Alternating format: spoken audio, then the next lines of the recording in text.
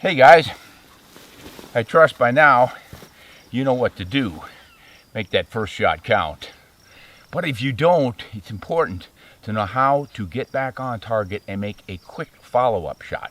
The animal might be stunned, jump up and run. You might have just wounded it with a bad first shot, and you do need to take that second shot. So what we're going to do with this video, go over some of the ways from the various shooting positions that you can prepare yourself for a quick follow-up shot.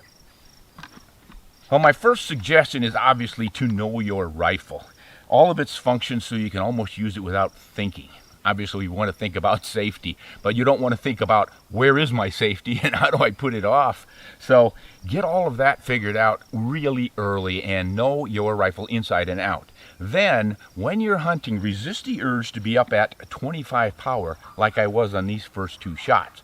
Because when you come out of recoil, it can be difficult to relocate your target.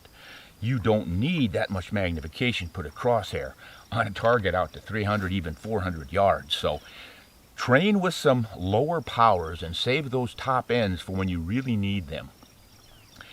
And then with all the field of view you have at 6x or 8x, you are going to come out of recoil, find your animal quickly, and get back into your shot.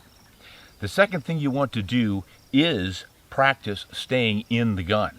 So when you come out of recoil, don't lift your head off and admire your handiwork. That is one of the most common mistakes we make. They're out there going, oh, is that buck down? Or, oh, he's getting up. And then you try to find him in the scope again, and you've lost precious seconds. So stay in the gun right after that first shot. Get back on him, and you're ready to take that next shot. And if you see any suggestion that he's going to get up and leave, you better take another one.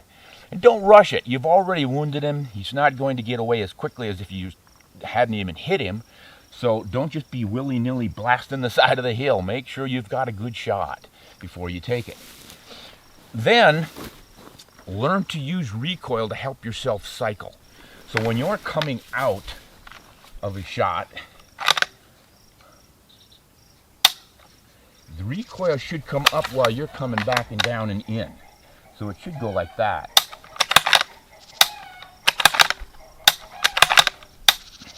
And then decide how you're going to cycle your rifle, how you're going to run your bolt. A lot of folks will say there's the best way to run the bolt, the only way to run the bolt. Nonsense. There's a lot of different ways. You can use the index finger and thumb like I just did. You can use the palm of your hand and cycle back and circle like that. Or any other technique that works for you. But practice it, learn it, know it. Part of that, knowing your gun.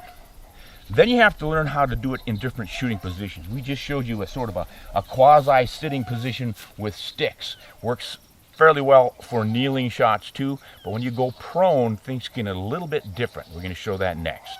Shooting prone with a bipod gives you some really great support. Often you've got grass and brush in the way and can't make the shot, but boy, when you've got the opportunity, it's really nice. Now here's a little bit different switch on running your bolt. I've got an empty rifle now.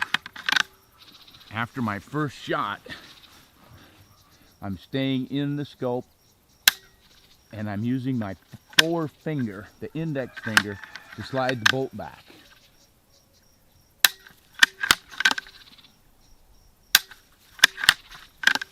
See how that runs? Index finger up, thumb down, ready to go. Use the thumb atop the grip for leverage.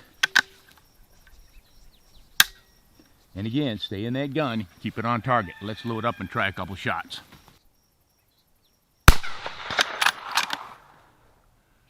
Swinging, swinging, swinging.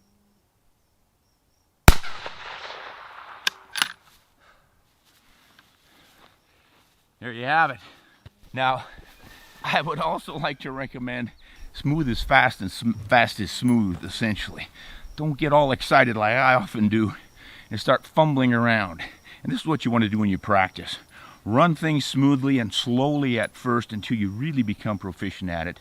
And again, it's not even thinking, you're just automatically doing the right thing. And then you'll be ready for those quick, solid, on-target follow-up shots. So let's say instead of a sweet little 6.5 Creedmoor that hardly recoils at all, you're shooting a 300 Magnum of some kind, or maybe even a 458 Win Mag, you're going to get a little bit of recoil out of that baby.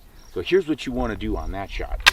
Again, empty rifle, don't need to actually be shooting it because we don't have that recoil anyway. I am going to go bang, and as I come up, keep your head in the stock, recoil goes bam, and you just use that to help cycle the rifle and get back down on target.